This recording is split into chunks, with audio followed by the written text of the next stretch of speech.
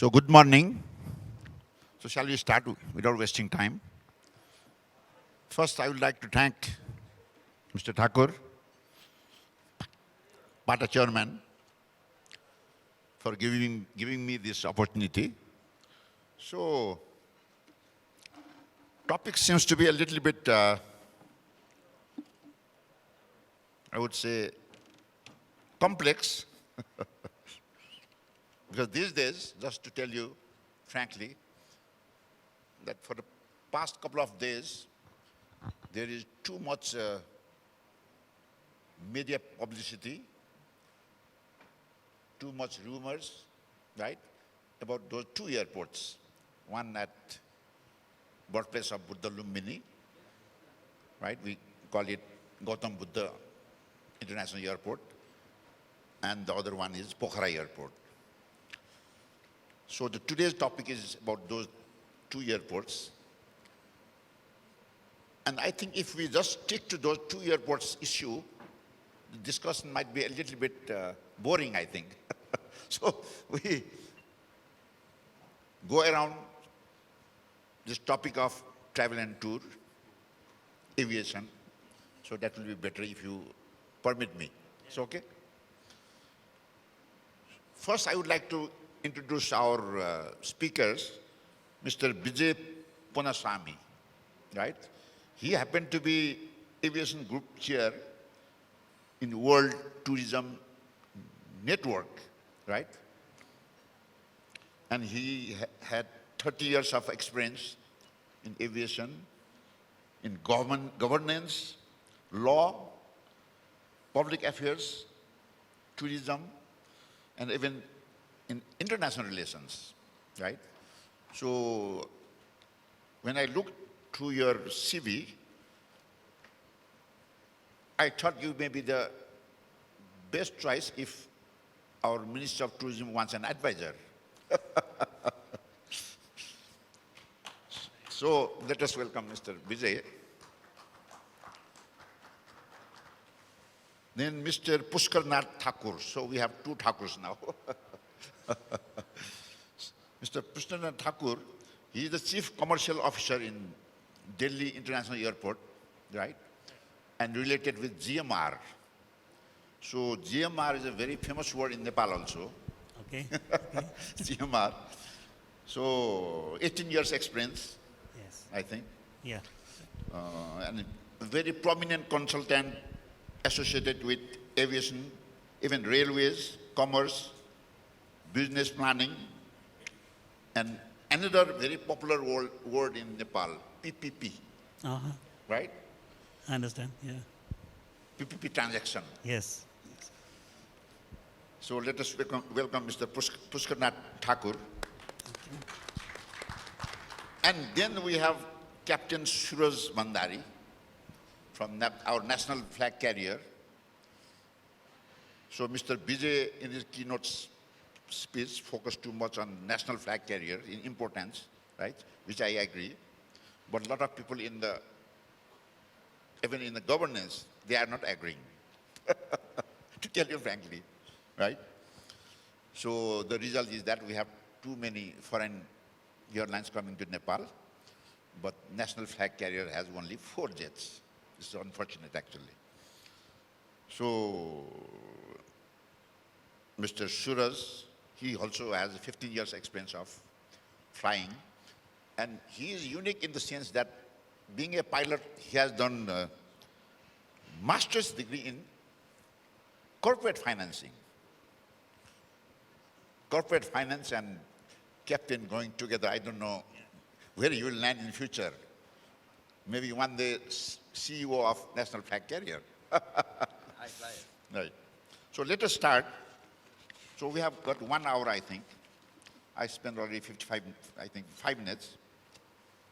So let us start with Mr. Vijay.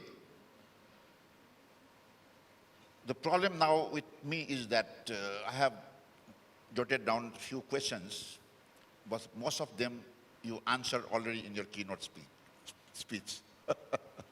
Okay. But still,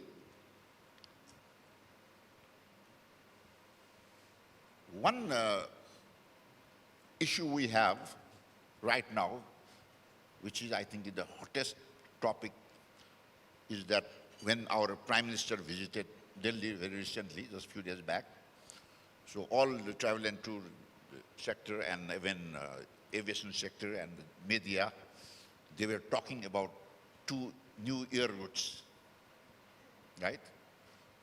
And we were hoping that it will be given or something like that. But there is now sort of confusion whether it is being allowed or not. ILSC is being permitted, I heard. So my question to Mr. Bijay is, in ICAO, I think you are very much involved in ICAO, right? I think there is one policy, a few years back, I don't know, or a few decades back, they have used this word seamless sky, seamless sky.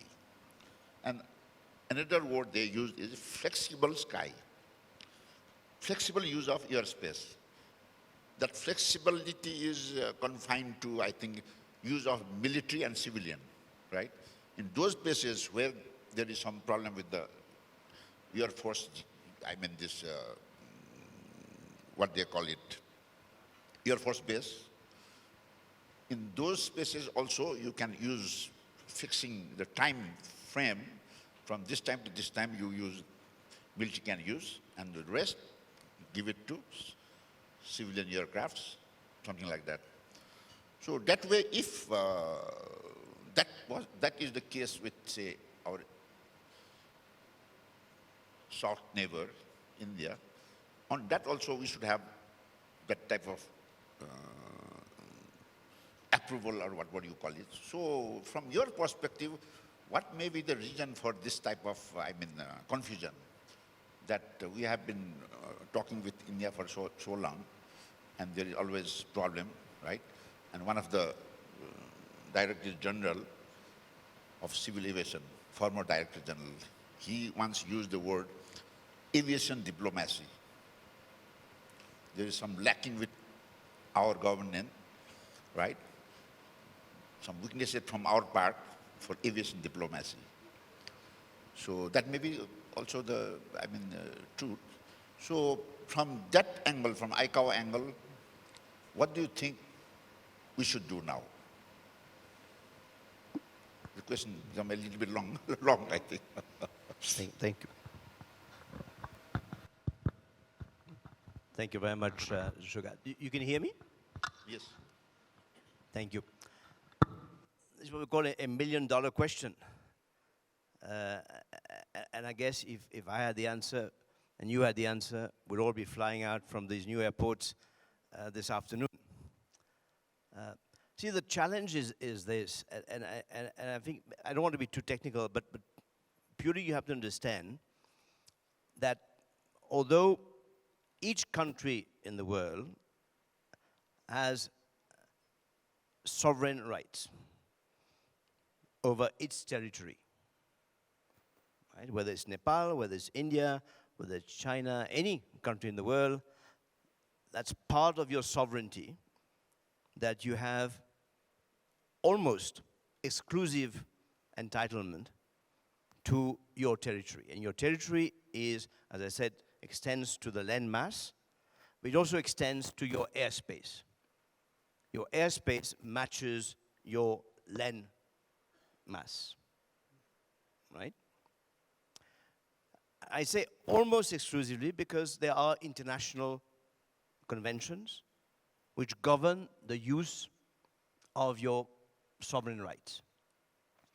And governments in 1944, in the middle of of World War II, states came together in the US, in Chicago, but mostly the Allied states came together to develop what became known as the Chicago Convention of 1944, to set up the ways in which aviation can be used in a peaceful manner. Because states realized during World War II the negative use of aviation. So they wanted to regulate the use of aviation going forward.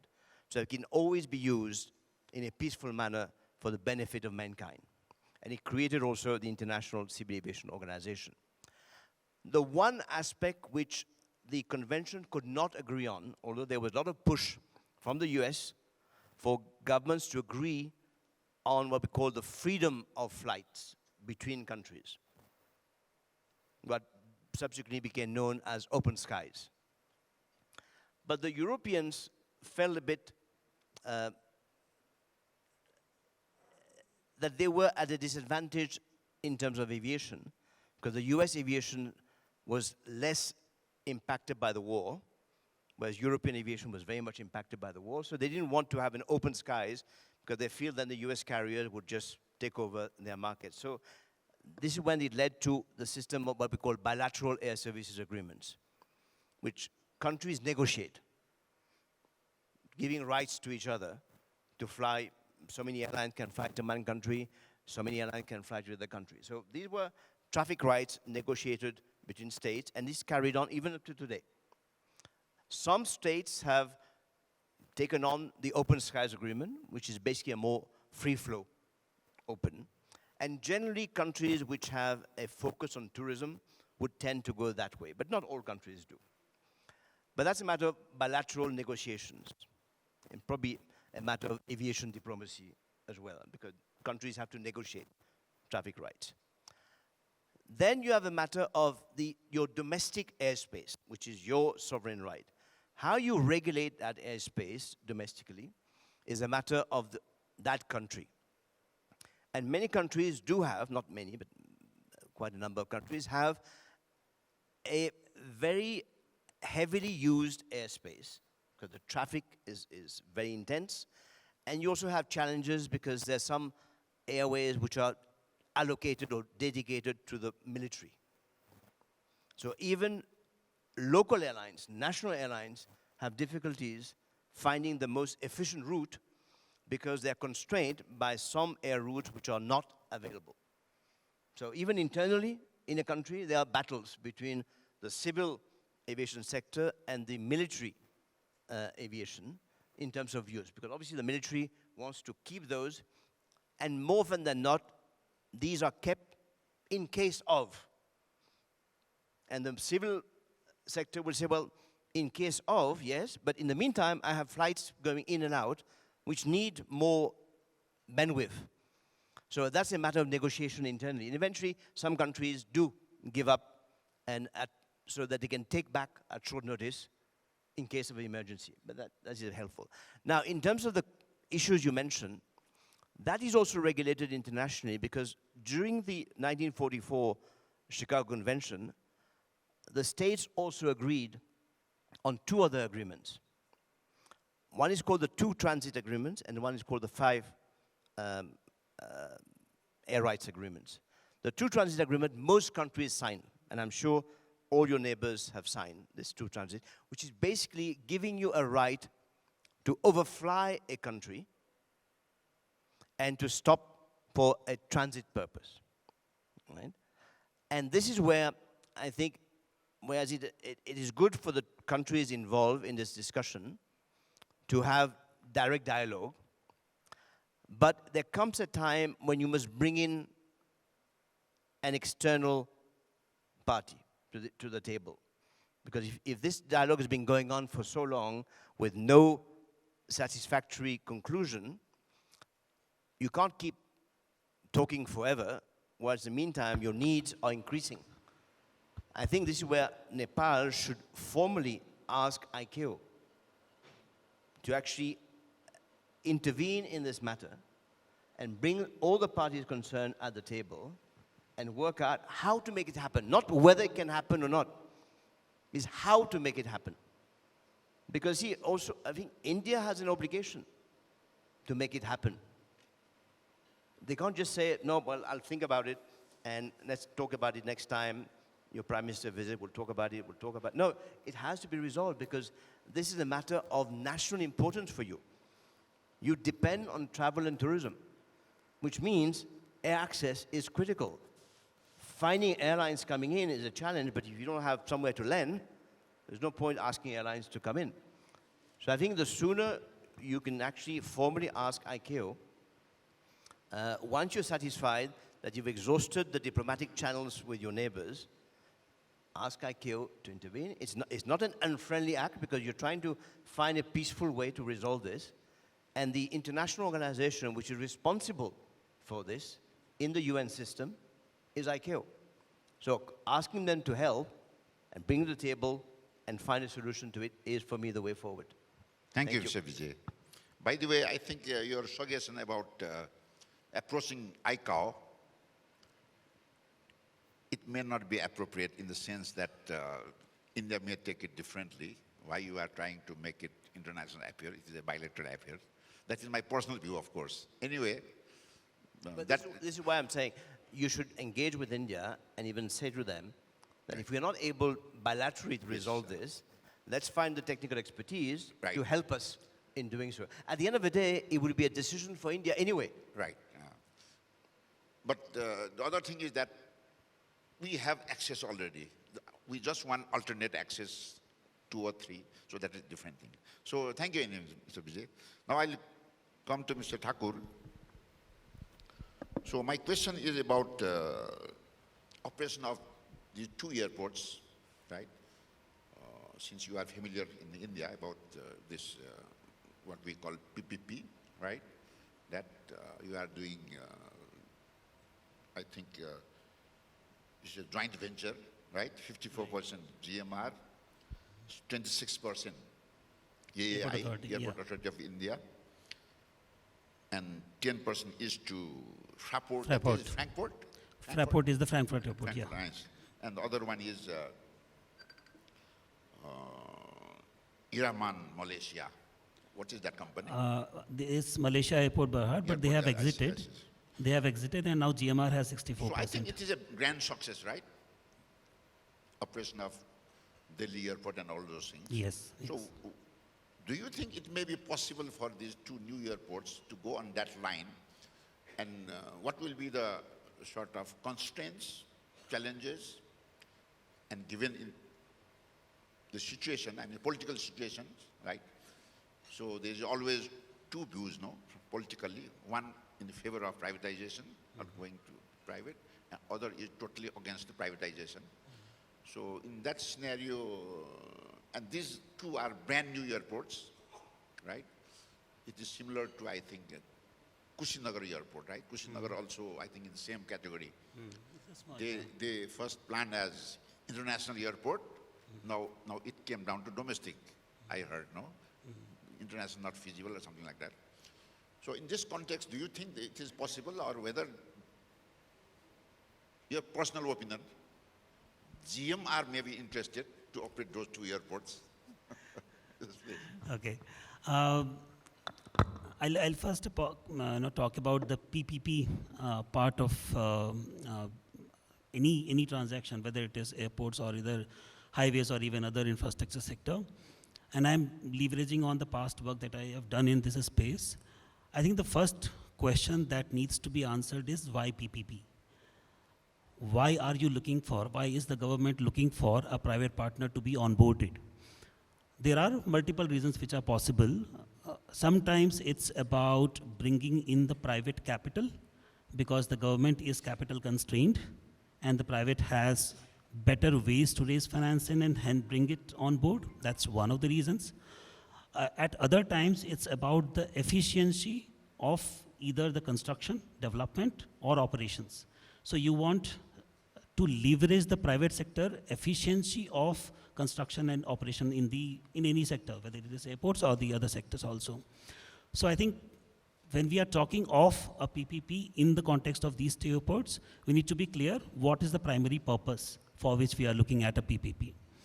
Once we know that, then how do you go about laying down the whole PPP process in terms of the right set of candidate bidders who needs to be invited and they need to be properly incentivized through a proper terms, contracts with which they also feel comfortable that if they are making investment, they have an ability to generate returns back for their businesses. So those and a couple of questions and terms need to be clarified first. If I talk about the success of Delhi Airport in this format, the PPP format that we have done, uh, it has been, I think, the best of both worlds which came together. Uh, it was through a open competitive bidding process that the Government of India identified the consortium led by GMR to be the selected bidder. And when we were onboarded, this was 2006, and I'll just take a few minutes to talk about the scenario at that point of time. The airports in India were not privatized. This was one of the first few privatizations to happen in the airport sector. So you did not have the trained manpower available in the private sector. It needed to be brought on, one, from the government side itself, and then, of course, through the international market where the trained manpower was available.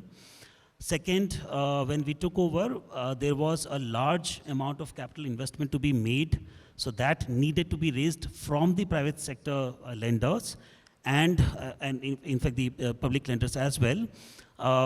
But the lenders were not very familiar with the terms and conditions of a airport sector growth. How do you lend? What are the ratios that you need to consider? How do you look at the financing of this sector? So that was the challenge. Third, the contract required us to modernize this airport at the same time while continuing the operations at the airport itself.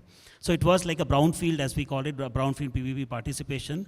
So how do you do the construction while maintaining a smooth operation at the airport? That was another challenge. And quite technical so, because the airports that we were asked to modernize, these were built in much earlier, 1960s, 1970s. So the buildings were old, and you need to ensure that when you are digging the earth for laying down the foundations, you are not cutting any of the utility lines, falling under the land. So a lot of technical challenges were also associated. How we could overcome this challenge is, as I said, by bringing the best of both worlds. One, the GMR group could access the international best practices through our joint venture partners at that point of time, the Frankfurt airport and the Malaysian airport. At the same time, the government also accorded it the topmost priority. There was a very senior committee set up by the Prime Minister office itself to oversee the development of the airport and to ensure that any challenges coming from the government side, if at all there are any approval related challenges or any other challenges, they are resolved in the topmost priority manner. The challenge that we were given at that point of time was, this was 2006 or 7 that we had, 6 that we had taken over. And 2010 October, we were hosting the Commonwealth Games. India was hosting the Commonwealth Games. So the government's desire was that when the international guests arrive, we should have a new airport, fully modernized, ready to welcome them, and we have an opportunity to show what the best of India has to offer. So we literally had about 3 years' time to do the entire construction. As I said, with all the technical challenges associated with it, but we were able to overcome that. And it was in July 2010 that the new Terminal 3, which had the international and domestic, was an integrated terminal, it was made operational, and we were ready to welcome the international guests in that point of time. And it had a very good support from the government side also. So that's what I meant initially when I say that the purpose of PPP need to be clear. So in this case, the purpose was, one, to bring in the private capital, two, to bring in the best efficiency of construction operation, and that's where we could deliver. We have been able to deliver. And even afterwards, there has been a continuous journey of focusing on the passenger convenience, the service qualities that we are offering. So when we had taken over in 2006, the ACI ASQ ratings, these are given by the Airport Council International, which is an international agency, and it provides the airport service quality ratings to different airports participating in the survey. We were at about 3.1 or 3.2.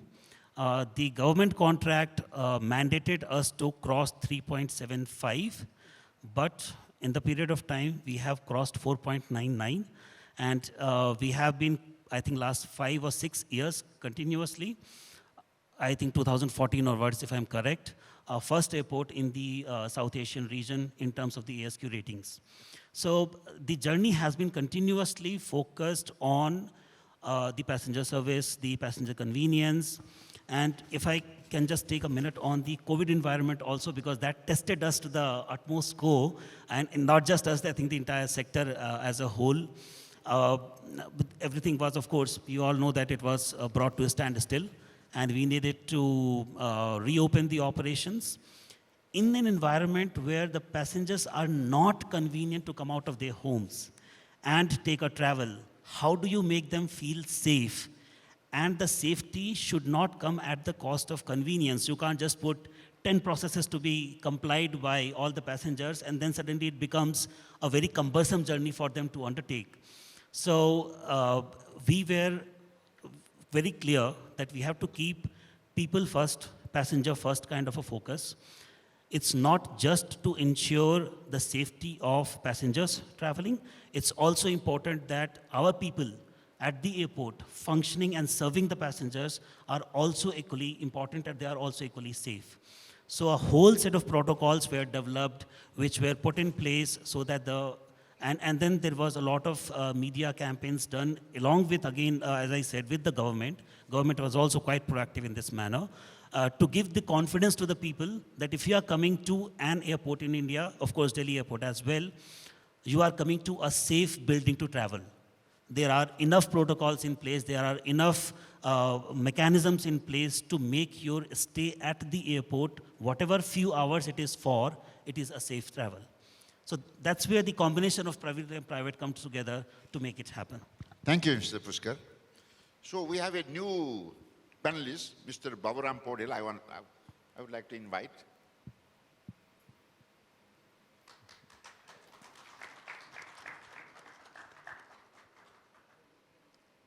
He is the director of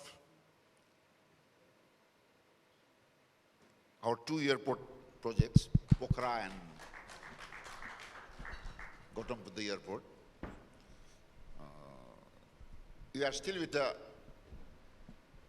in the same project, or? Yes, still in same project.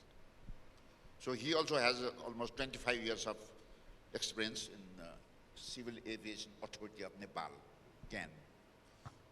So welcome. Now I will switch over to Mr. Suraj Bhandari, Captain Suraj Bhandari. So regarding those two airports, so there are so many, I would say, media reports, or it may be just rumor, right? So there are technical problems while flying into or out of Pokhara Airport or Bhairava Airport. Say even this ILS in Bhairava, right? So can you throw some light on this, whether those are rumors only, or when you, as a captain, fly to Pokhara, do you think you face problem because you are flying A320, right? So can you land the A320 without any problem in Pokhara? Well, thank you so much for the question, sir. When we talk about Bhairava Airport, and especially in these days, we're talking about the ILS approach, recent Prime Minister's visit to India, and the India's approval for the ILS approach. Actually, the ILS approach is instrument landing system. So I don't want to get too technical here, but ILS approach has certain primary and secondary buffer zone. It's a safety zone that is established on the signal of the ILS approach. So the secondary buffer zone it happens to slightly encroach the Indian airspace. As Mr. Vijay, he mentioned that the sovereignty extends laterally and vertically. So what I believe is India had concerns regarding their vertical sovereignty. So, so ILS approach is available in Bhairava, but it will slightly encroach the border of Indian airspace. So it is possible to do the ILS approach there. But for that, we have to get, we have to have a certain understanding with the Indian party also. There are examples all over the world where two countries share the same airport. For example, Geneva airport is shared by France and Switzerland both, right? And one runway is from Swiss side, and the another runway is landing from the French side. So it's not a very difficult thing to agree upon, since we have very good relations with Indian party. So it is possible to establish ILS approach in Bhairava. And I think it is very, very important to get the ILS approach established as soon as possible, because during the winter season, the Bhairava is covered by fog. And during that season, the visibility goes almost to zero. So during that time, if we do not have Category 2 and Category 3 ILS approach landing system, we will not be able to make successful approaches into those airports. So in Bhairava, you can land 330 also? Yes, it's a 3,000 meters runway. It's almost sea level. The performance is not an issue in Bhairava. But regarding Pokhara, Pokhara is situated at 2,600 feet above sea level. So it is quite high altitude. And the runway is short. It's 2,500 meters, which is below what normal airports are, catering for big airplanes. And besides, it is covered by mountains all over. So it's a small valley. So there is not much maneuvering airspace inside Pokhara Valley. So we will have load penalties because of the terrain, and also because of the runway length, and also because of its elevation. And besides, Pokhara during the summer, it gets really hot. So aircraft performance degrades as you go higher and if the temperature is hotter.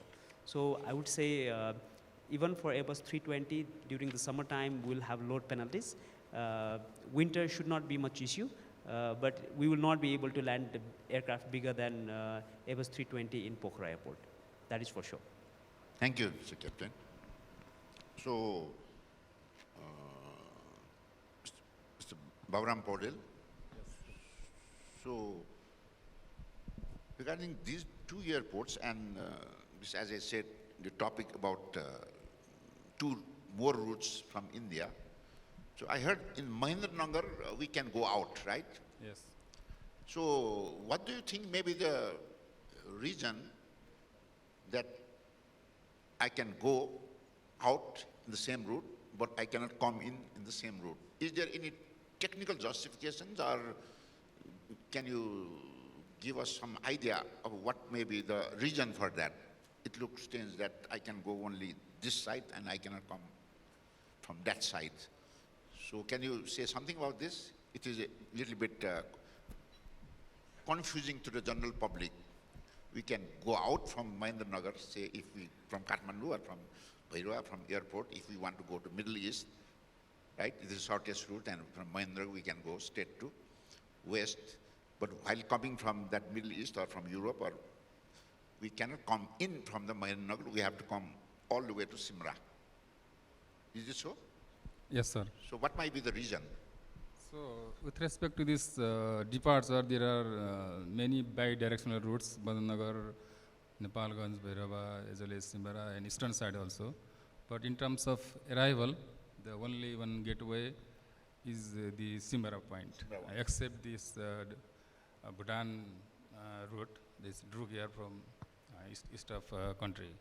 So whenever these routes are possible for the departure, then I think these are also possible for... So from departure from Nepal, we have two routes by India.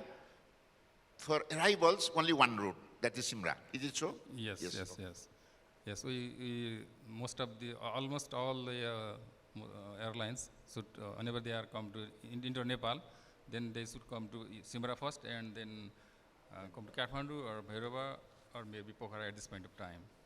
So this making these routes bi-directional is very important for us with respect to this reduced air congestion, as well as the efficiency, and as well as the operation of the other two recently opened international airports also. And during, I would like to remind this recent visit of our Prime Minister to India, and these issues are talked, and even in the press meet, this is highlighted. with respect to the ILS operation of Gautam Buddha as well as the bidirectional routes, other routes, and even the low-level permission. That means about 15,000 the bidirectional. So in near future, the outcome of this Prime Minister visit, maybe in near future it will be happen, and it will be very easy for the operation of the international airport with respect to this economical operation as well as the environmental sustainability, and of course the reduced holding at these the Simara airspace. Thank you, Mr. Paudel. Now I'll get back to Mr. Vijay. So now a little bit topic I would like to divert to somewhere else. We have this big problem of safety list from EU. They call it, I think, EASA, something like that, right? So we are a little bit, I would say, curious, right, surprised, when an international body like ICAO, they said that Nepal is okay from safety list almost 6 years back. We got out from the safety list by ICAO. And EU is still adamant. So indirectly they are saying that ICAO standard is not good for us. They may have their own standard. We have our own standard, right? So this is a little bit odd, no? ICAO is a big organization, participated by so many, more than 100 countries. It is almost like UN body, I think, right? When they are saying that this is okay, and the Europeans, they are saying that this is not okay. Something like, I am okay, you are not okay, or something like that. So, what do you think may be the reason? So I used to say that Europeans, Nepal being a little bit third world country or something like that, they treated us differently, right? You are a small fry, and so just forget the whole thing and we won't give you what you can do, something like that, no? A little bit downgrading Nepal or something like that. Once I told in front of EU ambassador here in Kathmandu, 5 years back, right? And she took some steps, and later on I heard that some technical guy in Brussels is not agreeing with ICAO. We have different set of rules, and don't give me political pressure. I won't take out Nepal from safety list. That was informal talk, of course, and I think it may be the case since today also we have not got out from that safety list. So can you give certain idea about this, standard of ICAO and standard of EASA is really different, you think? Pragad, you keep coming up with $1 million questions. When you said that ICAO said it's okay, and then the Europeans say it's not okay, so what's the answer? It reminds me of that lawyer who appeared before a judge. He made his case, and the judge said, "You're right." He was very happy. And then the opposing lawyer made his or her submission, and the judge said, "You're right." And the first lawyer said, "But my lord, how can I be right and the other one is also right?" And the judge looked at him and said, "You're right."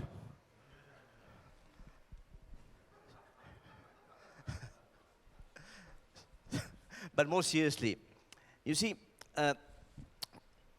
ICAO is a UN agency. And UN agencies is a specialized agency of the UN for aviation. So everything which deals with aviation at an international level, governments work through ICAO. But each member of ICAO is also a sovereign state. And ICAO has some rules and regulations, But like any UN agency, including the UN itself, it doesn't have the power to compel a state to do anything that state doesn't wish to do. It may have some moral commitments, it may even have some legal requirements, but states sometimes will find ways to get around this. Now, ICAO adopted, and that's part of the Chicago Convention, adopted what we call standards and recommended practices. Now, recommended practices are just that. They recommend you to do certain things. A state can do it or not do it, that's fine.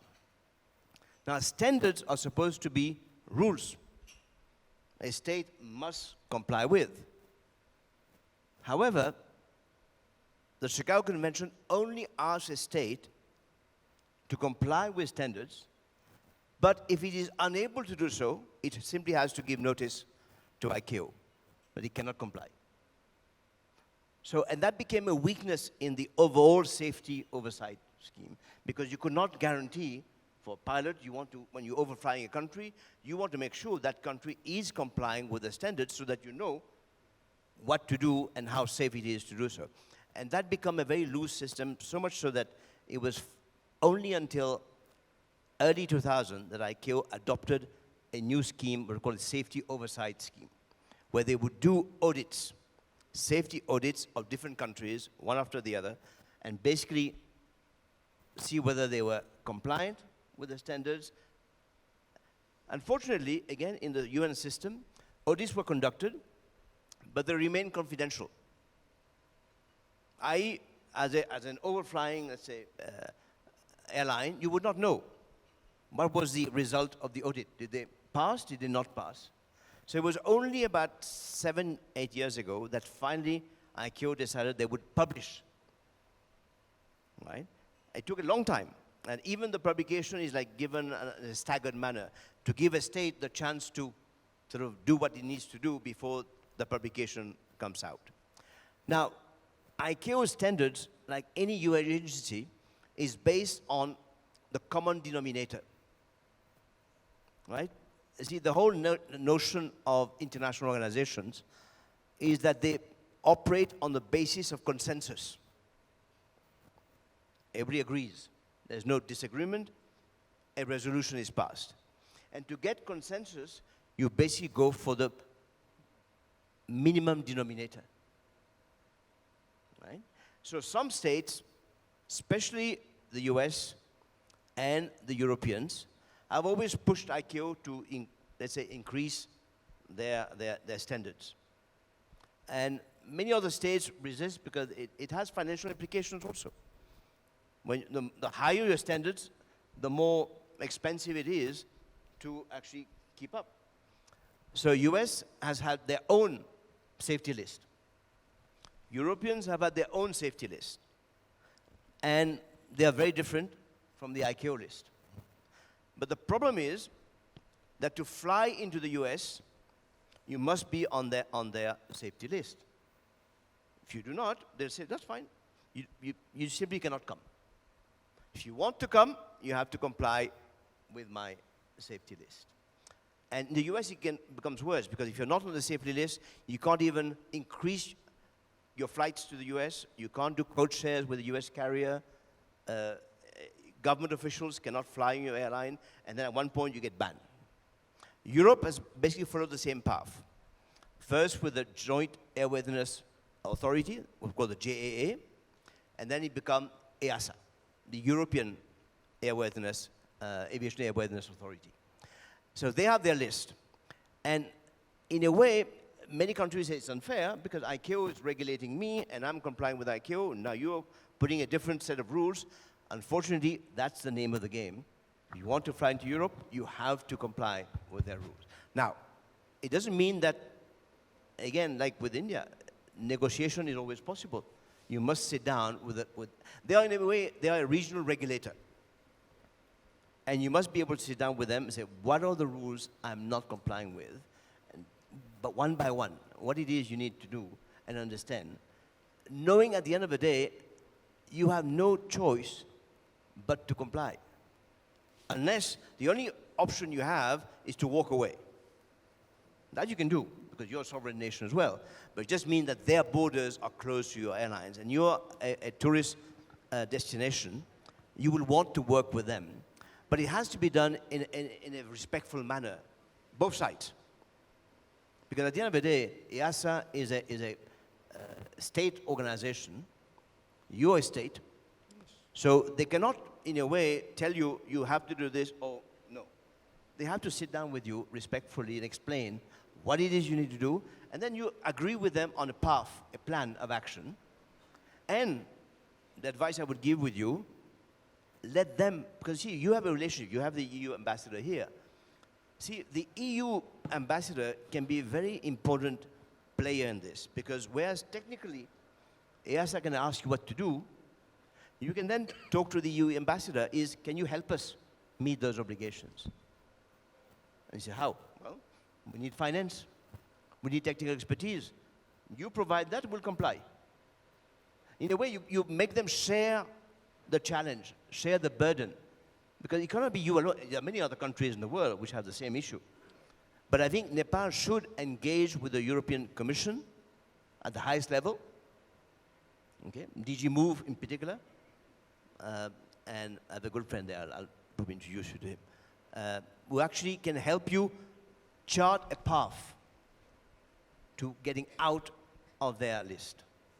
And that may take, and I mean, the sooner it's done, the better, because the sooner you can get your airlines back into Europe, the sooner you'll have the opportunity to leverage your tourism better. Thank you, Mr. Vijay.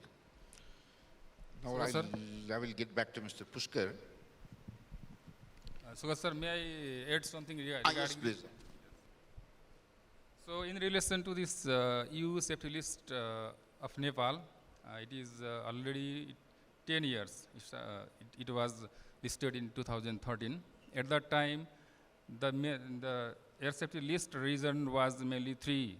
That is, one is this, at that time, ICAO audited Nepal, and the Nepal score is below world average as well as Asia Pacific average, that is around 54% against 100.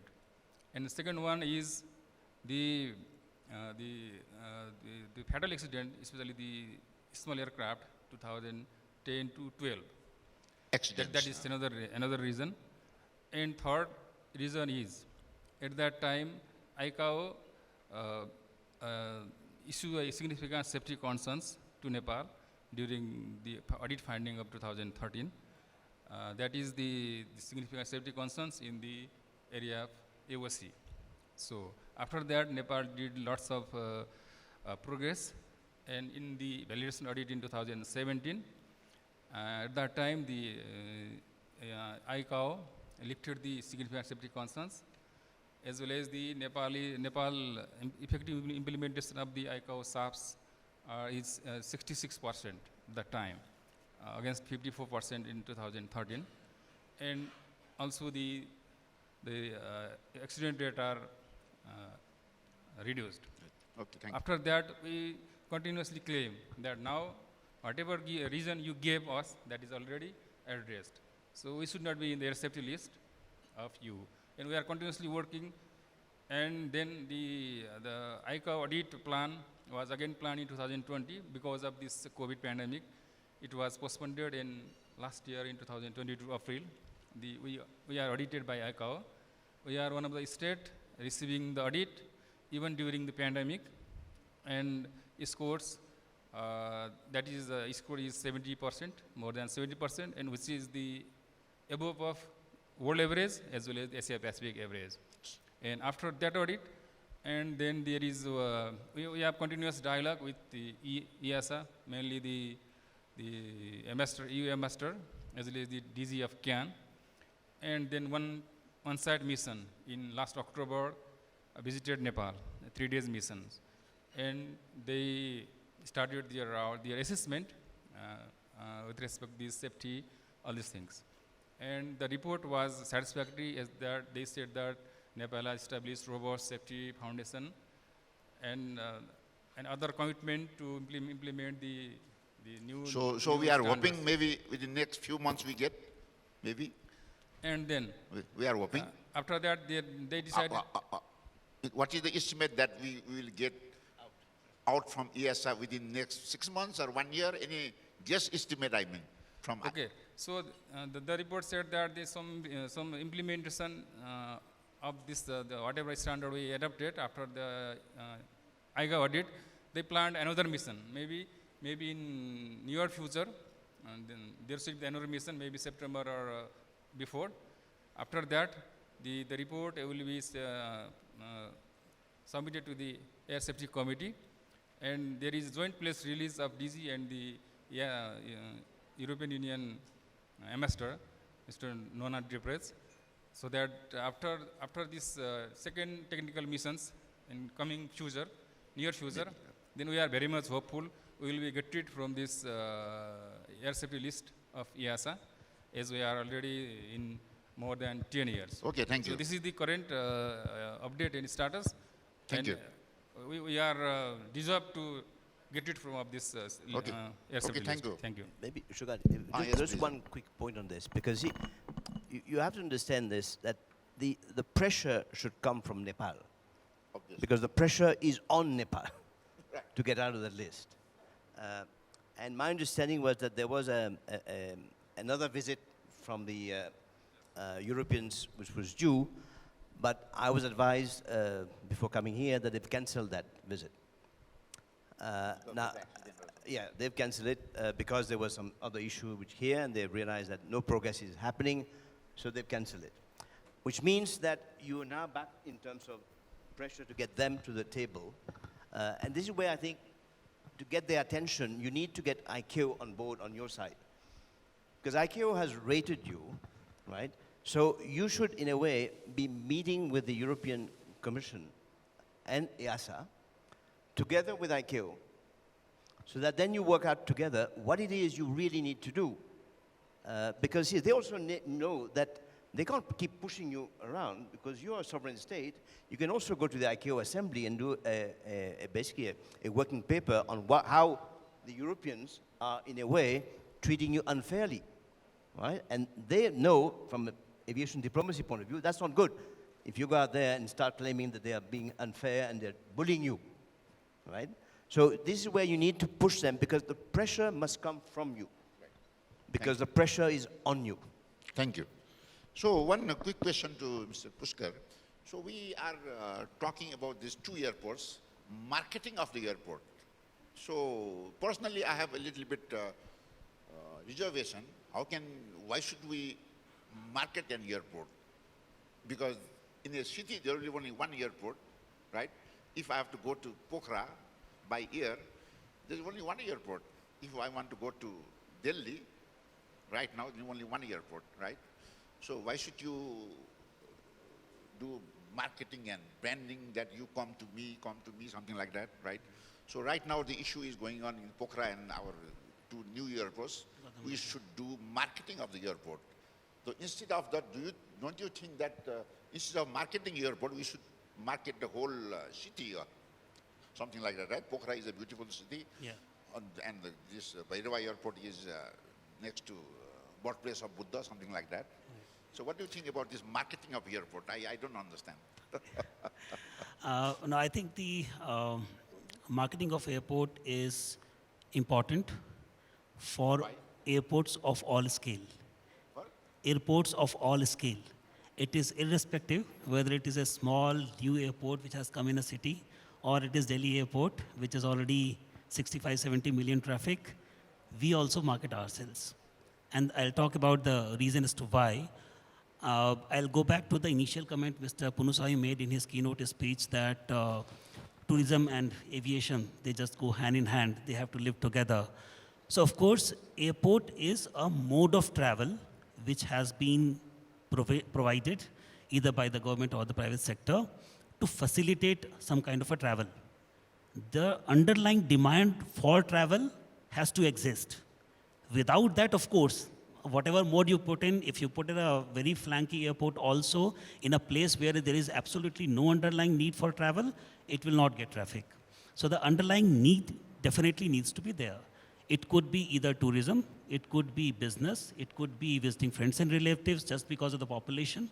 So the underlying need has to be there, and to that extent, your point that you should market the city and the tourism around is very important, so that the underlying needs gets fully known to the world. When you market an airport, you don't just start with saying that, we are an airport of this scale with this kind of infrastructure and this kind of things.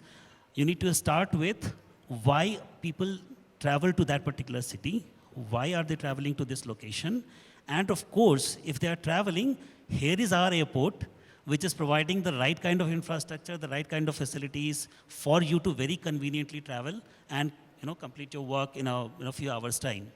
So the marketing of airport is important from that angle.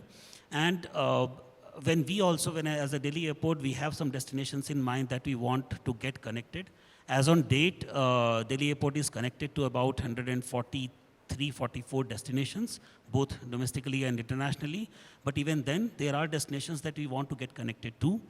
And for that, we approach the airlines. There is a particular department we have called as the Airline Marketing Department.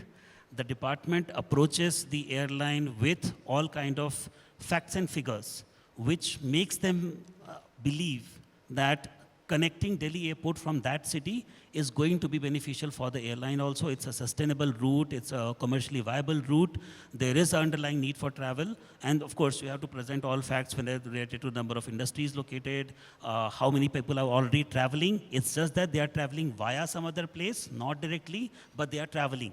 So there is a travel which is already happening to that place. Those facts and figures need to be presented to make them feel comfortable. So airport marketing makes sense then? It does. It definitely does. It makes no sense, I No, thought.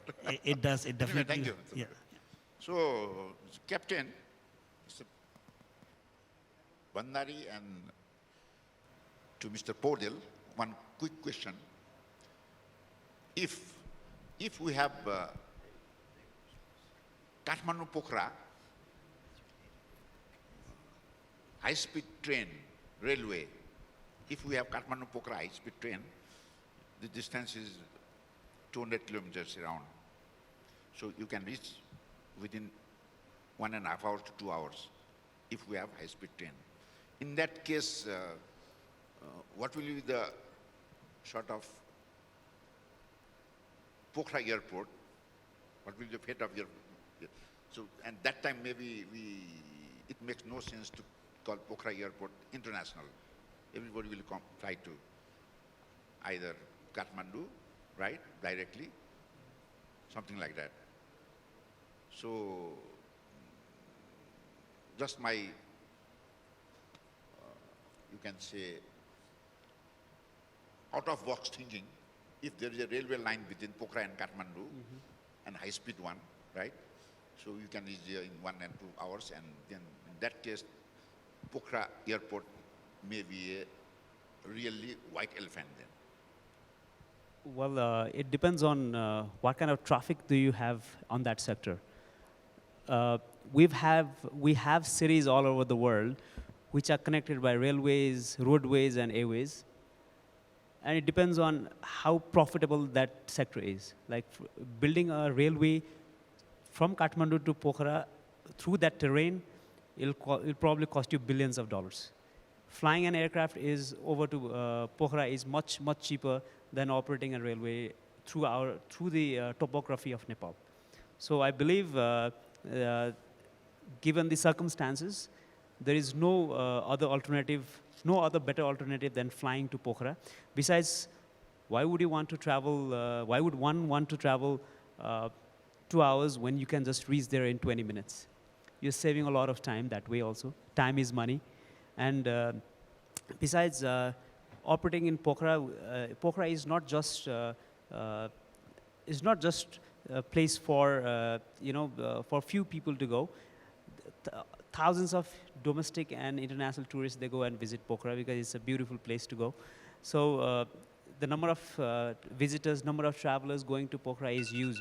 So it'll make a lot of sense if we could operate many flights to Pokhara airport from Kathmandu, of course, also from regional airports around, from our neighbors, China and India both.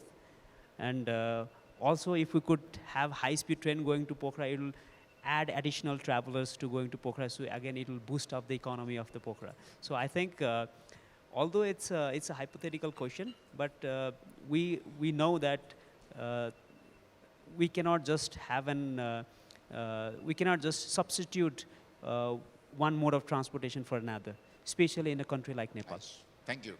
So, Mr. Podel, I heard that just next to our Bhairava airport, Kushinagar airport, in the beginning they call it international airport, right? Now they are calling it almost like domestic airport. So do you think that maybe one day we'll also have these two airports from this international brand to regional brand or something like that, regional only? Regional in the sense that from China and India they will come and not from the, overseas countries or something like that. So have you discussed these type of things? Because for the past 2-3 months we were discussing about non-performance of the two airports. Nobody is coming, no airlines is coming. And obviously they are not coming because they don't see commercial viability, right? You cannot force some businessman to do business without profit. You should do this business even if you are at loss, how we can say. It makes no sense. So is there any that type of discussion that we change the name from international to regional or international to domestic or something like that? Absolutely not. So during the airport operation, international airport operation, last 7 decades, the Gautam Buddha International Airport is the second international airport after 72 years of TIA. So this is one of the alternate airport with respect to these countries' strategic also. So and the design and everything, the whatever installed there, the length and as well as this the designed aircraft are also the international type. So and then the whatever the air traffic forecast as well as the potential of this birthplace of Lord Buddha Lumbini and the religious tourists as well as this this should be the hub for the migrant workers. The almost it is located in the half of the country. So we don't know what is the status about the Kushinagar, but at this point of time. Yes. Okay, thank you. So we have passed 1 hour. I don't know how much time we have.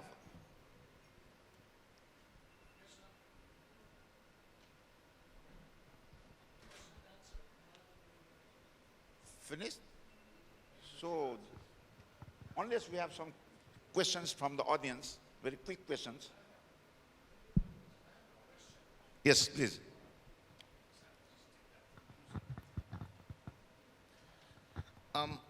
I think this, introspection, when you see these big, beautiful airports and beautiful locations come up, the construction period has taken some time and a lot of challenges were there during the construction period.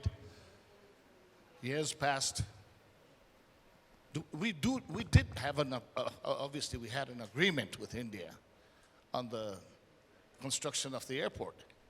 And just constructing an airport, and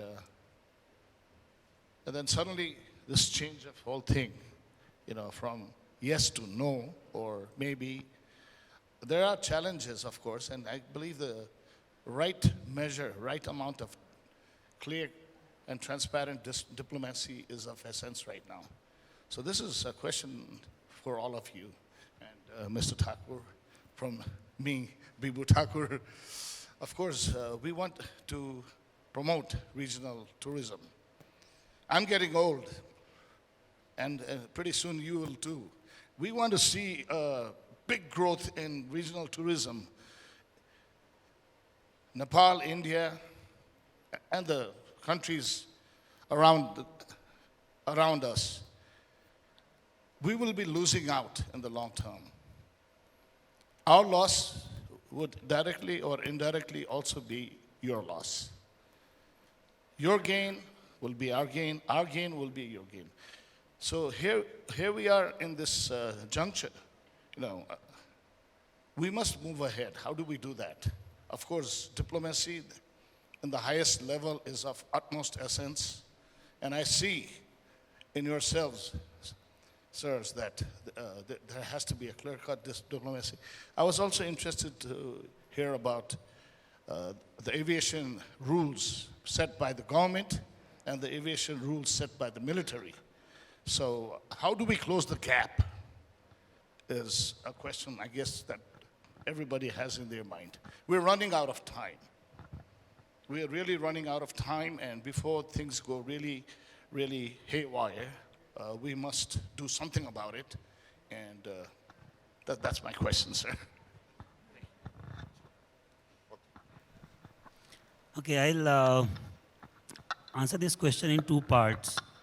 One, of course, I don't represent the government of India, and I don't think I can speak on behalf of the government of India about the diplomacy which is happening between India and Nepal.